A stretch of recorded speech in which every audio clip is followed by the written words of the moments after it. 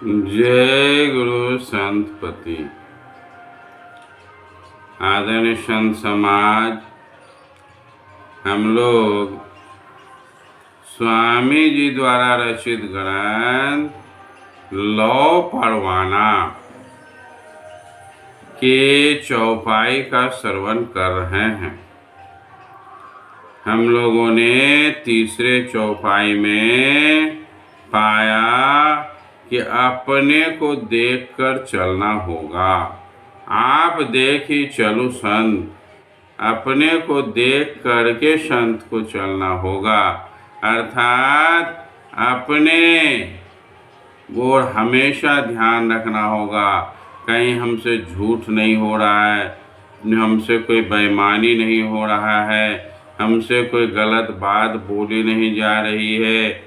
अपने तरफ हमेशा नज़र रहनी चाहिए। ऐसे संत लोग करते हैं, अर्थात अपने तरफ हमेशा ध्यान देना होगा। अब स्वामी जी चौथे चौपाई में कह रहे हैं, उसे हम लोग श्रवण करते हैं। कहते हैं, जब होवे समदर्शी तो काहे देख तरसी, जब होना निर्मोह तो छोड़ो क्रोध द्रोह। अगर इसको गायन में करें, जब होवे समदर्शी तो काहे देख तरसी, जब होना निर्मोह तो छाड़ो क्रोध द्रोह। आदरणीय संत समाज, इसमें एक शब्द आया है समदर्शी। समदर्शी बहुत उच्च कोटि का शब्द है, और समदर्शी का अर्थ अगर करें सीधा सीधा तो सम माने एक, समान बराबर, और दर्शी माने देखने वाला। अर्थात सभी चीज़ों में, सभी जीवों में एक ही का दर्शन करते हैं। अर्थात सभी जीवों में वही आत्मा का दर्शन करते हैं, और फिर संपूर्ण सृष्टि एक ही प्रभु द्वारा निर्मित समझते हैं। तो जब सभी एक ही हैं, दूसरे लोग भी वही हैं जो हम हैं, उसमें भी वही आत्मा है जो हम हैं, यह समझने वाला को समदर्शी कहते हैं। वह सब में एक ही आत्मा का दर्शन करते हैं। आदरणीय संत समाज, तो कहते हैं कि काहे देख तरसी। यहाँ पर देख तरसी का अर्थ है कि हम सांसारिक विषय भोग में पूरे ढंग से लिप्त हैं। सांसारिक विषय भोग हमें बड़ा अच्छा लगता है, और फिर उसे देखकर तरसते हैं, उसे प्राप्त करने के लिए रात दिन तरसते रहते हैं। आज ये, कल वह, कल वह, या इसको ऐसा कहें कि कोई जो है कुछ ज़्यादा कर लिया तो मैं उससे कम क्यों हूँ, ये ईर्ष्या द्वेष मन में लगा रहता है।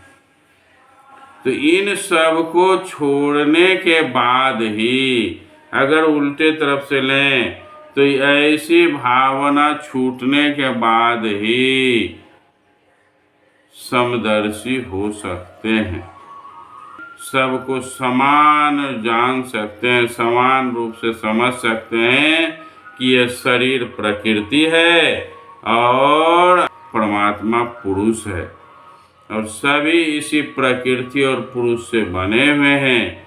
ये प्रकृति और पुरुष, ये दो से ही ये सारा संसार बना हुआ है। प्रकृति का मतलब हो गया जड़, जितने भी जड़ पदार्थ हैं वे सभी प्रकृति हैं। भगवती का रूप है, दुर्गा का रूप है सभी। ये प्रकृति, सभी जीव जगत सारा प्रकृति कहलाया, नेचर कहलाया, ये उन्हीं का एक रूप है। और उसमें जो जीवन है जिसमें, वह परमात्मा है। तो हमारा ये शरीर प्रकृति प्रदत्त है और ये बोलता पुरुष वो परमात्मा है। तो जब ये लोग जान जाएंगे कि सभी उसी प्रकृति और पुरुष से बने हुए हैं, जैसे पृथ्वी जड़ पदार्थ है, यह सिर्फ प्रकृति से निर्मित है। पत्थर जड़ पदार्थ है, वो प्रकृति से निर्मित है। पौधे जड़ और चेतन दोनों से मिलकर बना हुआ है। सभी जीव जड़, बकरी जड़ और चेतन दोनों से बना हुआ है। एक भैंस जड़ और चेतन दोनों से बना हुआ है, अर्थात प्रकृति और पुरुष दोनों से बना हुआ है। आज हम देवी देवताओं के नाम पर बलि देते हैं। किसे? दुर्गा माता को, काली माता को। ये लोग परम पूजनीय प्रकृति के शीर्षस्थ देवी हैं, जो प्रकृति संरक्षण के लिए सारी व्यवस्था करते रहते हैं। तो आज जो वन कट रहा है, प्रदूषण बढ़ रहा है, प्रकृति का विनाश हो रहा है, ये अपने लिए ही हम समस्या पैदा कर रहे हैं।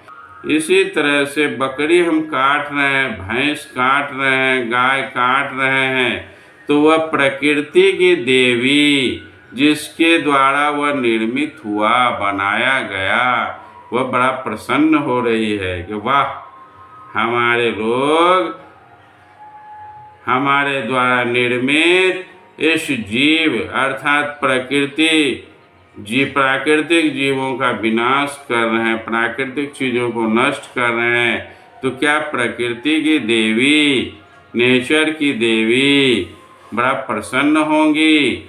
यह सब ड्रामाबाजी सनातनी में बहुत अधिक है। समझना बूझना कुछ नहीं, सिर्फ जो है अपने पेट भरने के लिए, पेट भी नहीं, जिह्वा स्वाद के लिए।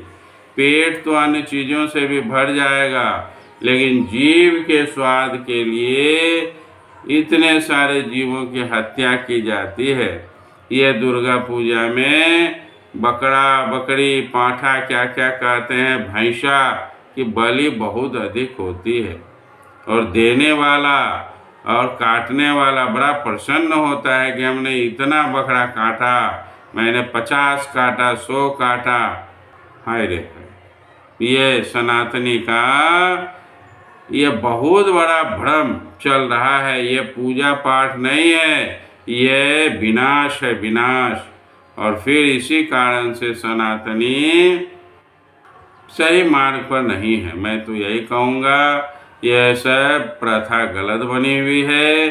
सही चीज़ों को जानकर समझना चाहिए। आइए, मैं थोड़ा सा उधर दूसरी तरफ चला गया। तो कहने का अर्थ है, सांसारिक विषय भोग की चीज़ों को छोड़कर हमें समदर्शी बनना चाहिए।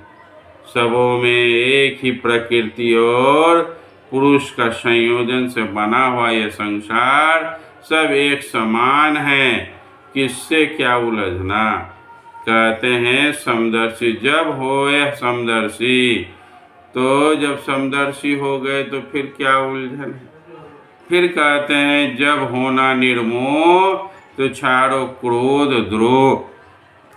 कहते हैं कि निर्मोह अर्थात किसी तरह का मोह नहीं है। हम मोहवश ही सारा काम करते हैं संसार में, और मोह के कारण ही हमारे बुद्धि में अलकतरा लग जाता है। अर्थात हम किसी चीज़ को सही ढंग से रीड नहीं कर पाते हैं, समझ नहीं पाते हैं, और अनावश्यक रूप से ईर्ष्या, द्वेष, क्रोध करते रहते हैं। ये मोह के कारण ही है। मोह जब पति प्रबल हो जाता है तो वह आँख रहते हुए अंधा हो जाता है। सही बात समझ में नहीं आती है, वह क्रोधी हो जाता है, ईर्ष्यालु हो जाता है। तो कहते हैं जिसे निर्मोही होना है, पहले इन बुराइयों को छोड़ना होगा, क्रोध छोड़ना होगा, द्रोह छोड़ना होगा और अपने को पवित्र करना होगा अंदर से।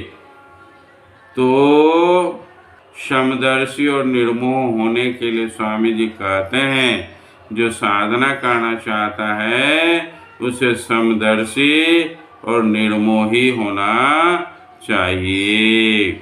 यही संदेश है। आदरणीय संत समाज, लोग भटक गए हैं।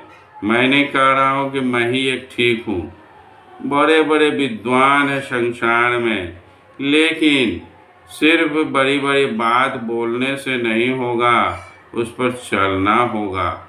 इसलिए सनातनी को चाहिए कि वे सही बात को जाने। उपनिषद में कहीं ऐसी कोई बात नहीं है, शुद्ध शाकाहार की बात कही गई है। हम सभी भटक कर अपने मन से देवी देवता और पूजा पाठ बना लिए।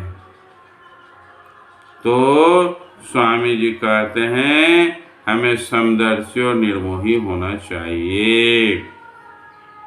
जय गुरु संतपति।